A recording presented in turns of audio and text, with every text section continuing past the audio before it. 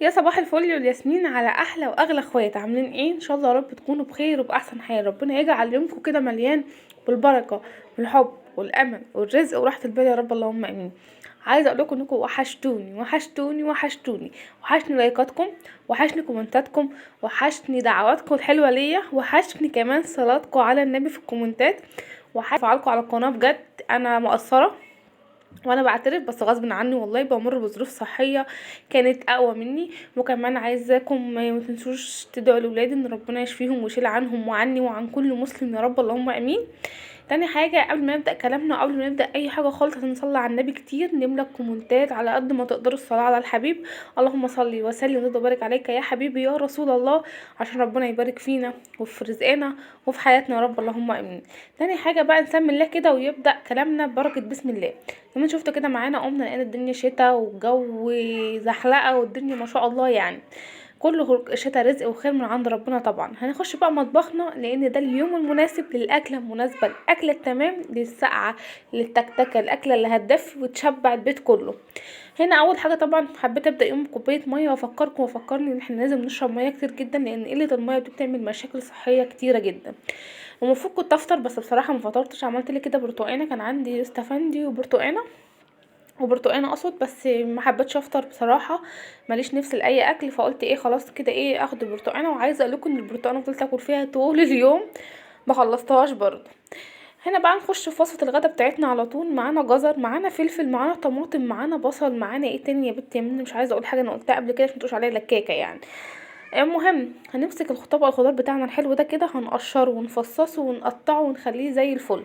هنقشر الجزر، هنقطع الفلفل، هنقشر البصل، البطاطس. عندي الكوسه، الطبق ده بيحب الكوسه جدا بس ما كانش متوفر عنده بصراحه، كنت عاملاه قبلها بيوم في الغدا فنسيت او ما جاش بالي ان اصحى تاني يوم الاقي الدنيا كلها شتا كده عشان اعمل الوجبه الخطيره دي. هقشر الجزر زي ما انتم شايفين كده، اي تقشيره بقى. المهم هنشيل القشره اللي بره دي كويس جدا، لان احنا كده كده هنقطعه بشكل عشوائي، سواء طويل او قطع مدوره او حلزوني او مكعبات. احنا كده كده هنقطعه شكل عشوائي. الفلفل هنحوش بس الراس بتاعته عشان البذر بتاعته انا مش عايزاه. البصل هنقشره كويس جدا بس يا مروان. هنشيل البوزه بتاعتها اللي فوق ديت. هنقشر البطاطس وزي ما قلت لكم طبعا عندك كوسه مش مشكله، ما عندكيش بقى جزر عادي يمشي معاكي، طماطم وبصل بس بطاطس بقى ميزتها ايه؟ ان هي بتحوش الحرقان بتاع الاكله ديت، ما بتعملش التهابات على صدرك. الناس تقول لك اصل بيبقى حامي، اصله مش عارف ايه، لا البطاطس بتعمل رطوبه كده وبترطب جدار المعده معاكي. تمام. بعتذر عن صوت الاولاد طبعا، مش عارفه اسيطر عليه، فهو ماشي ورايا في الشقه، كل ما اخش حته يقوم داخل ورايا يعني. المهم هنقطع البصل، هنقشره كويس برضو. عايزه اقولكم ان البصل وصل ل40 جنيه، والبطاطس بقت ب35 جنيه او ب25 جنيه تقريبا. الحاجه رفعت قوي، فبصراحه الواحد حاجه بقت فوق قدر مستطاعه البني ادم، فربنا يعيننا ويقوينا ويرزقنا برزق عيالنا يا رب.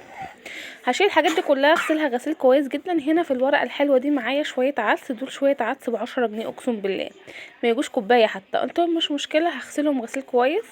طبعا بتغسليه مره واتنين وتلاته انه بيطلع ميه وبوضه كتير جدا. وبعد كده هحطه في الحله او اسيبه في الحله زي ما هو. هقطع عليه الفلفل شرايح زي ما انتم شايفين كده، البطاطس مكعبات، شرايح، طرنشات، ايا كان اللي بتسميها. البصل برضو هقسمه بالنص كده، البصل بتاعي صغير يعني مش كبير. الطماطم هقسمها قطعتين. الجزر برضو هقطعه مكعبات او طرنشات او حلزوني او قطع او ايا كان زي ما بتسموا، كل مكان وكل بلد وليها الطريقه بتاعتها في النطق دي يعني. تمام. بس كده هقطع ده كله واحط عليهم شويه ملح، شويه كزبره، شويه فلفل اسمر، شويه ميه، بس يا مروان. هنقطعهم، هنغطيها كده بالميه وهرفعها على البوتاجاز تتسلق. هتعملي ايه يا منى؟ هنعمل شوربه عدس اقتصاديه جدا، من غير بقى حركات ولا تكات، كفايه حركاتنا وتكاتنا الطبيعيه جدا. تمام.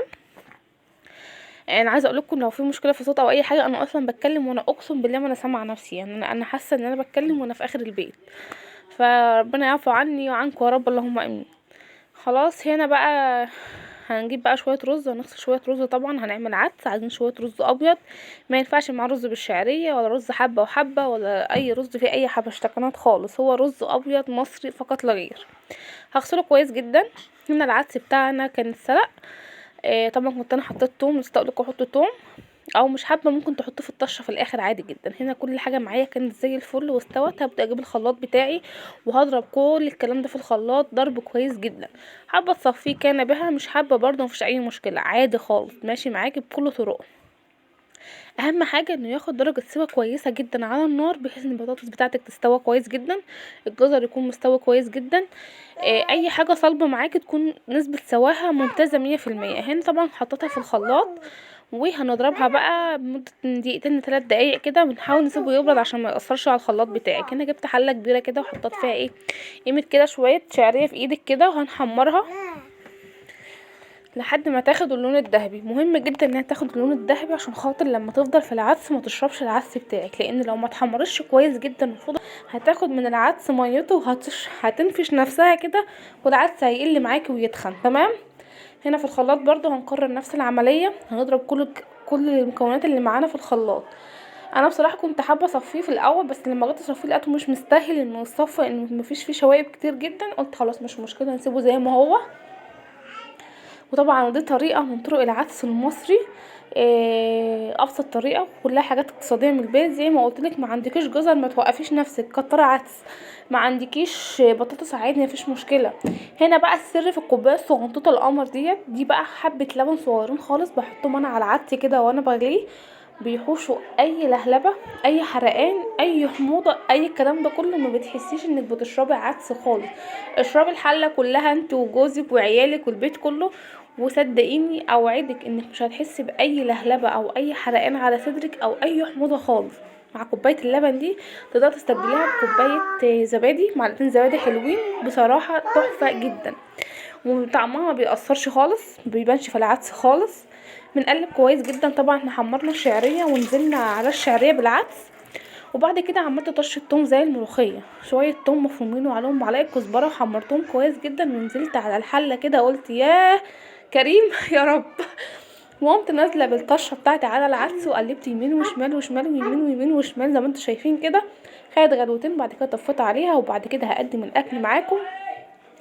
حابه تعملي جنبه فته اعملي، حابه تعمليه من غير فته كده تحمصي عيش بس اعملي، حابه تعملي رز للبيت وللعيال عشان تاكلوا كده وتتغذوا كده وتتدفوا اعملي. بصي العدس ليه طرق كتيره جدا، وتقديمه الاكل ديت ذوقك. عايزه اقولكم انه بهدل الدنيا معايا، بس كله في ده طبق العدس ده كله. هنا قدمت جنبه شرايح من الخيار مخلل، قلت فلفل ده مش شطه بارد، شطه بارده. قريت بطاطس لسه في اولها مش حلوه يا جماعه خالص. وده الرز الابيض. وطبعا شوربه العدس بتاعنا اللي زي الفل، مش تقيل قوي ومش خفيف قوي، سمكه حلو كويس جدا، طعمه كان رهيب، طعمه كان فظيع. صدقيني كوبايه اللبن عمرها ما هتبان. تاني حاجه برضو البطاطس بتحوش بتمنع مش عارفه اللي هي ايه الحرقان اللي العدس بيعمله طبعا. هنا خلاص قدمنا الغدا معاكم. وده كان روتين النهارده، ده كان غدا النهارده، غدا سريع، غدا شتوي في يوم شتوي، يستاهل بقكم ويستاهل يعني يستاهل التجربه. احنا كمصريين بنعشق الاكله ديت، وبنستنى الشتاء من السنه للسنه عشان خاطر نعمل عدس. يعني عايز لكم في ناس بتجيب شكاير عدس عشان تعمل شوربه عدس، بس السنه دي الشتاء عندنا علينا ما جاش غير مره واحده. فربنا يكرمنا جميعا ويفتحها علينا كده يا رب، ويرزقنا من حيث لا نحتسب، ويوفقنا جميعا يا رب اللهم امين. انا عندي وعيالي مسميينه عصير عدس مش شوربه عدس.